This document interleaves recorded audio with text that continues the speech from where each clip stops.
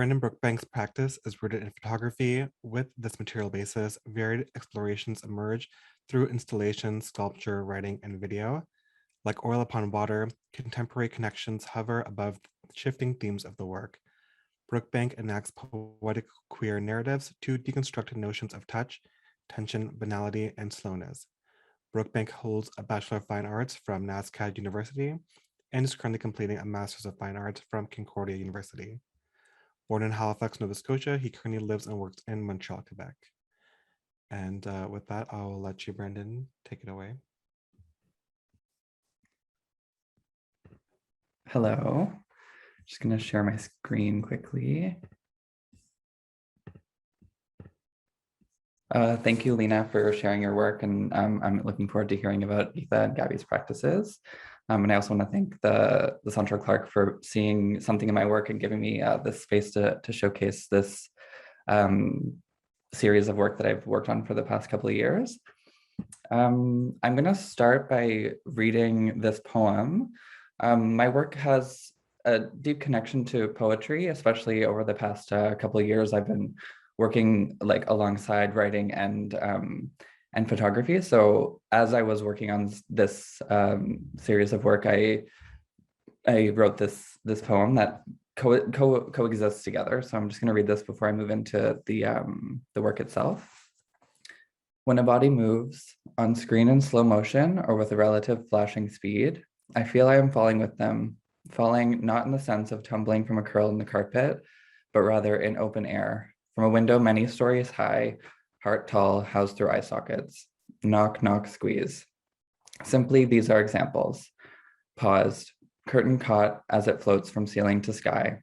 We move, just shifting, to see through the coats lining the skin of simmering whatevers. So I'm going to start with this work. When the pandemic began, I was moving into my final year of study at Concordia, and I knew I was working towards this show and working towards my final thesis study, and I was trying to kind of build some sort of a poetic language around various themes that I was interested in. So like Prakash mentioned at the beginning, one of my main themes that I've seen in my work over the past decade or so is various forms of contemporary connection, and in particular, the way that we enact objects in our bodies, clothes. I was very, very interested in staining, and there's intention in the practice, but there's also like a deep intuition, like I'm working with materials as they kind of come into the studio. And at this time, it was deeply at home. I mean, it was during the pandemic, so I was building these still lives in my own space. So this is the first piece that I built, and something that I'm quite interested in is the way we kind of stain and also wear different objects within our lives. So these socks are kind of like a proxy for the body in some ways, and also there's like a rip in the heel, and while I'm working, I find different objects that kind of connect to my own life. So these little figs they come from a tree that my partner and I, which actually you can see back here, have kind of like left in the space, and so I had a lot of these dried figs, and I wanted to place them in the image. One sec, there we go. So there's two different kind of ways that I'm looking at photography and at still life. One is, of course, the more classic still life photography, like the previous image that we just saw, but then there's also this enactment of the body, and also the body as a space for still life. So there's like a connection to mapping that kind of is consistent in a lot of the images. And my partner, he comes up a lot in this body of work, but also in a lot of my practice. I thought that I might be interested in photographing people outside of my life, but I realized that I'm a little more solitary in my approach than maybe I had imagined. So I'm really focused, especially in this work, and looking inwards. So I have an interest in touch and mapping, as I said. So I kind of take materials and layer them on top of the body to build these kind of interesting maps of a relationship in some ways. So with this image, there's the circle of the necklace, but then also taking my fingers and kind of rubbing the body with hand cream to kind of build this sort of like erotic still life upon the body itself. And within the show, the sizes they vary quite a bit. So I'm interested in kind of seeing how the intimacies can change based on the size that they bring. So this is one of the smaller works in the show itself, but some of the other works, they're much grander and kind of build this like more, maybe not more intimate, but different types of intimacy that are being layered on top of each other. So these two works they came kind of near the end of the production of this work. I was looking at the images that I had, and I felt that there was something missing in terms of, I was looking at objects, I was looking at my relationships and my connection to those things, but myself, I took the images, but I wasn't in the images. So these are kind of a still life self-portrait in a way. So I was doing something similar to the previous image where I was taking substances and covering household objects, but then also wanted to input my own body into the image. So there is this kind of like crossing of the frame that is important. So on the left image we move, there's my fingers kind of coming through from the other side of the gallery. So the installation I felt was quite important to have this kind of obstruction, but it also is kind of moving into the space as with the installation itself. And the title of the show is We Move Just Shifting, and these are kind of the namesake of the work.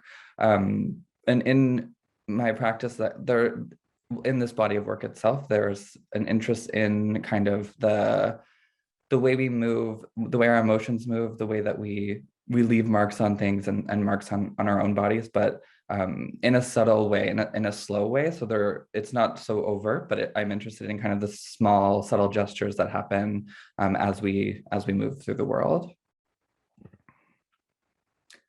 This is just a close-up of those two photos. So yeah, as I was mentioning previously, this idea of like various states of intimacy are important in the photographs, but also in my practice as a whole. And during, I think it was early in 2020, I took a photograph of my partner Kyle sleeping just on my cell phone, and I was looking at it a lot over the course of the past 2 years. And as I was building this work, I knew I wanted to incorporate it somehow, but I wasn't exactly sure how to bring this like subtle iPhone photo into the frame. So this image is kind of bringing in a mixture of things. I mean, it's bringing in this idea of still life again, but I'm also kind of playing with a recreation of a moment. So there's this recreation of something that I saw and felt in this like the subtle intimacies that happen in between two people is quite interesting to me. And then I started to play with, there's a sculptural aspect to the show that is important. And these tiny twist ties were something that I was interested in, how you can build these added additions to the gestures that happen in the photographs, and kind of talking to the subtle gestures that I was mentioning previously.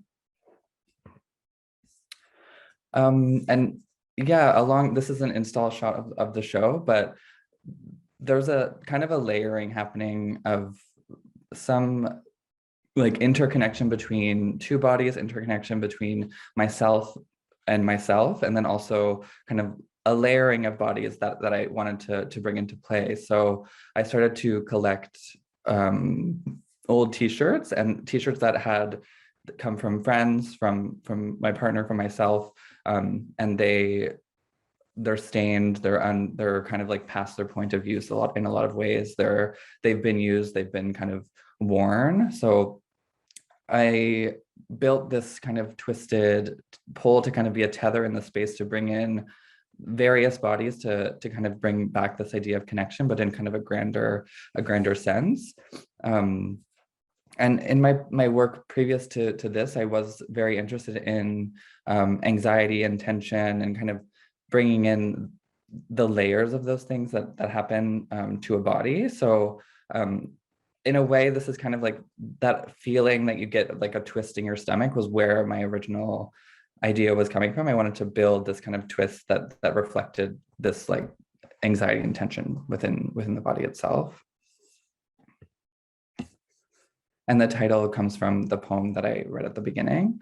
And at the bottom of the piece is a doorknob. And I was thinking about the idea of course, we use doorknobs to kind of enter or exit a room. And I was thinking about the show as like an entering into this kind of these ideas that I'm talking about, but in a way, having it butted up against the floor kind of has a play between entrance and also being unable to enter something, because there is kind of an elusiveness that happens within the show as a whole. And in terms of my interest in sculpture and kind of in touch and intimacy, over the course of the past couple of years, I've been playing with kind of taking different types of paper and adding it on top of substrates. So this. Okay. J'écoute. Okay. So the paper, I kind of was adding glue to it to add texture on top of the image, but then also, yeah, alluding to touch and gesture as well. So there's like this type of mapping that's happening along the knuckles, and then there's also the subtlety of objects that I'm interested in terms of like the twigs and the small pieces of lilac or lavender. And then during the show, this piece came together again, kind of bringing in ideas that are larger than just inwards, thinking about things that are intangible, things that are kind of, I mean, both very tangible, but also something that feels unable to grasp. So as I was walking around in like the really intense heat of the summer, and I was thinking about how hot it was outside that day. I know it's simple, but just the power of the sun and how it feels, yeah, both very tangible, but intangible as well. So I wanted to use this as a space to kind of bring in the various aspects from the other work. So there's this like thread happening again, there's the twist ties on top of the image, and then the wishbones, which are in one of the images that I showed at the beginning, bringing it in this idea of like a negotiation between two people, and this like kind of play between with that object that I was really interested in. And the idea of transformation was quite prevalent as I was working through the sculptures, because thinking about how emotions transform, how things stain our everyday, etc.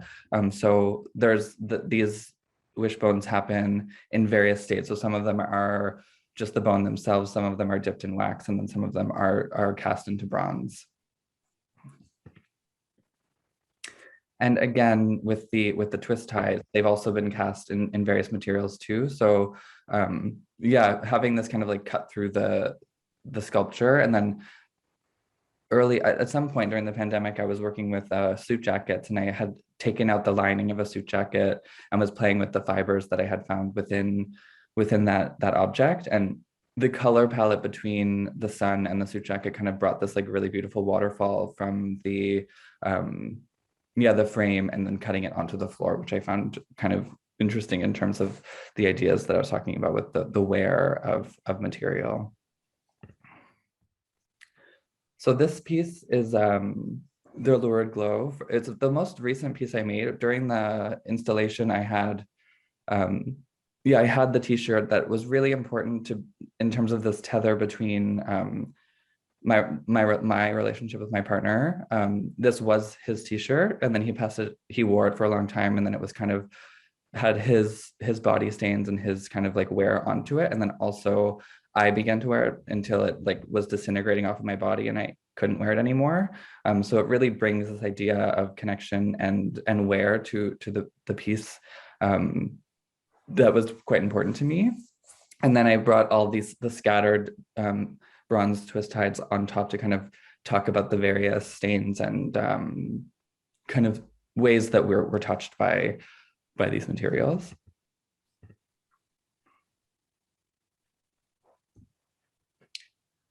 And then this is the last work that I'm going to show. This is two different works, but they come together in a way that I think is quite important. In a way, there's a lot of circular things happening in the show. There's the circular nature of the egg. There's the circular nature of the ear. And then there's the first photograph that I showed has like this grand circle that's being used as kind of a space for still life. But the things I'm thinking about, there's not really like beginnings and ends to it. So I think that this circular nature that happened was quite interesting to me as I was beginning to work through the ideas and the gestures that were being built within the works. And then again, we're having this kind of like squiggly nature that is mimicking the twist ties that you see throughout the work, but then also I thought bringing in the metal version of it was quite interesting in terms of the comparison to the material in the image of this like suspended body in space. There's the doubling of the earring, which is an interesting anecdote is that they're a shared earring between my partner and I.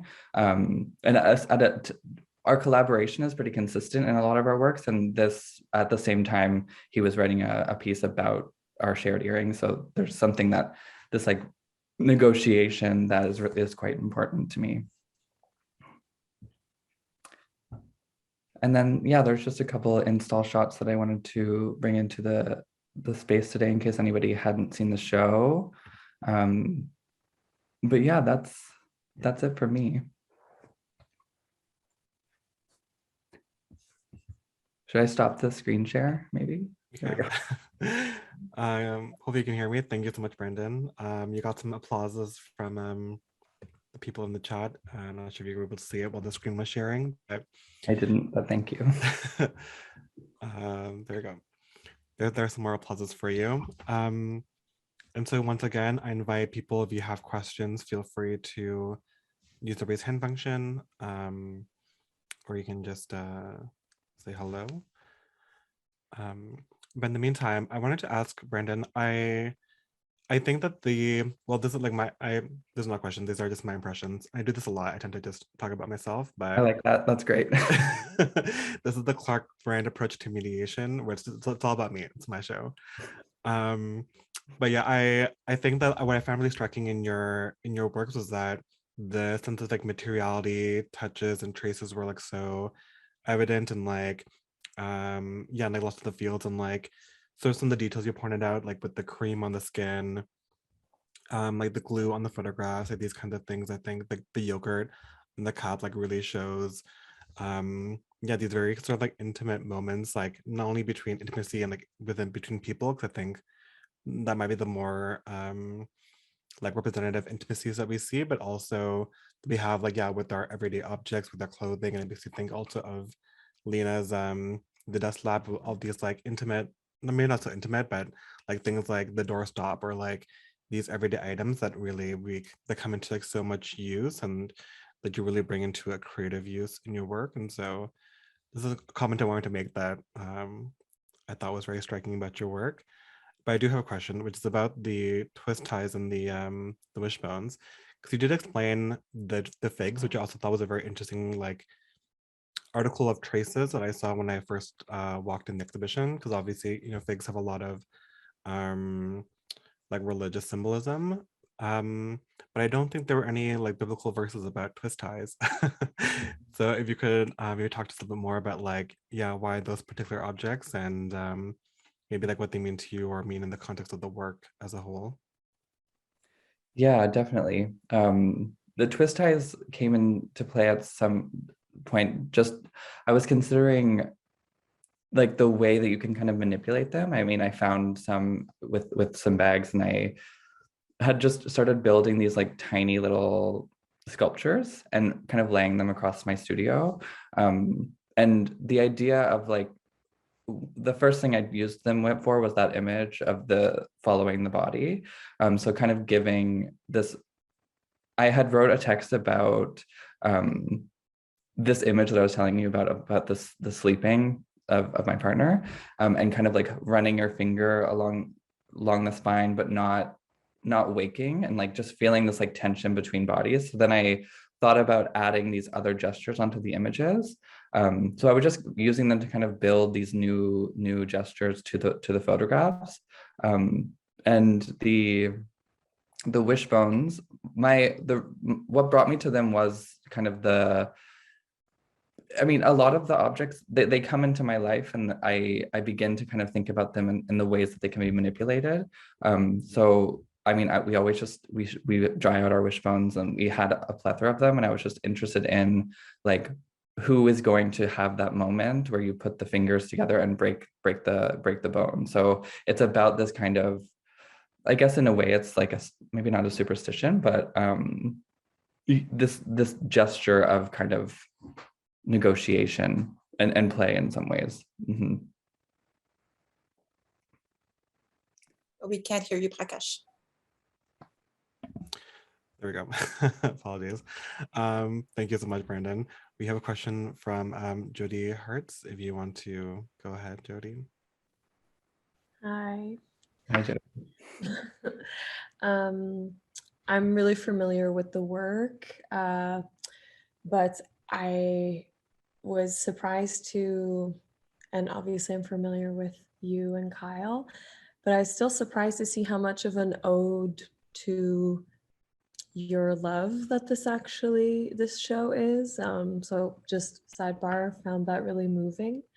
I am surprised to not hear, I was expecting to like, no, though you hadn't talked about it, to hear you talk a little bit about like domesticity, because I got that theme like throughout the show a lot, especially I love the idea of like the casting of the twist ties and almost turning them into a weapon. To me, that's how, and maybe that's like a personal read, but you know, the moments on like the sun sculpture, I see that as like an action, like with the fabric connected to it, like there was a tug, and when I look at that piece, that's just how I read it. And then maybe this is again just me projecting, but I found it interesting after looking at the show, and when I was there noticing that in all of the images of Kyle, there was only twist ties that were uncast. So it was almost like your own weird way of like protecting him throughout the show from like any sharp objects or danger. And I'm just curious if you were thinking about, I mean, too, like with the wine stain, like there's this reading of like, you know, it's a red liquid. So that can feel like almost dangerous too. And I'm wondering if you were thinking about like home and domesticity a little bit, or was that just sort of like the tools you had because of the circumstances the work was made under, or do you think it's like a main part of the theme? I found a question in my comments. That's good. Yeah, I mean, I feel like when I'm trying to build these still lives, I mean any of the things that I'm shooting or making, I tend to find things in my own space. So of course there's that connection to domesticity and the home, because sometimes I'm searching for things, but generally what I find the most emotionally resonant are the things that are within my space and have my own trace to them. Which I think is part of the reason I was interested in the twist ties, because I was giving them their own kind of new shape, which is a new trace from myself. And I mean, the idea of violence and danger that you kind of mentioned, I was thinking about this a little bit, but yeah, I guess it's metaphorical, and there's kind of I don't know exactly how to answer the question, but it is there in a subtle way for sure, or maybe not so subtle.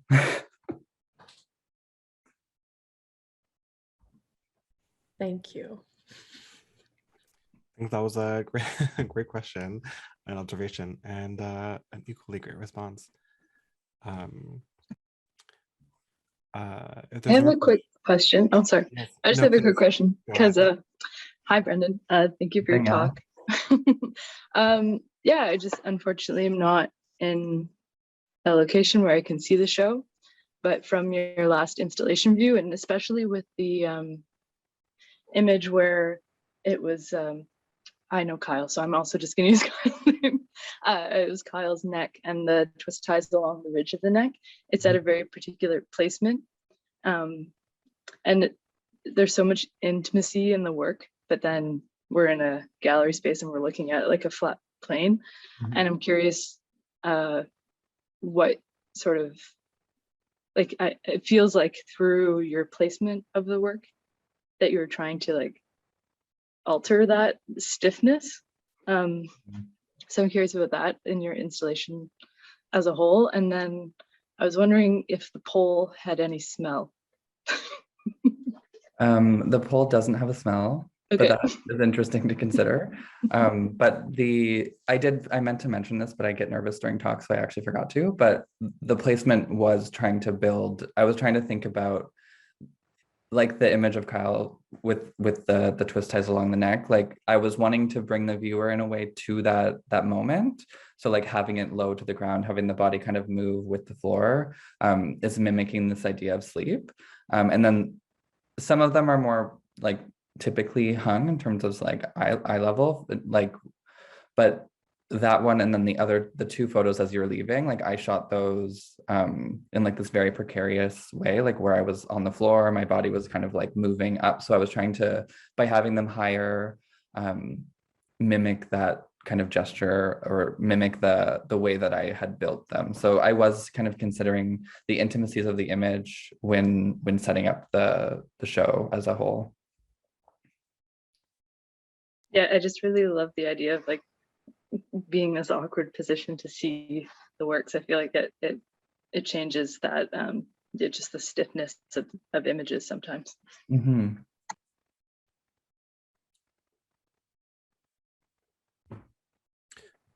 Thank you, Danielle, for that question. And yeah, I had some observation, I think actually in both exhibitions, Brandon, yours as well as in Soothsay, that there really is this like really interesting use of space, and I think both exhibitions sort of have a common link of like bodily traces, and yeah, I think the use of the space is like quite creative and really insisting that that like bodies are using the space and like the bodies of the work, but also the bodies of the works themselves reference.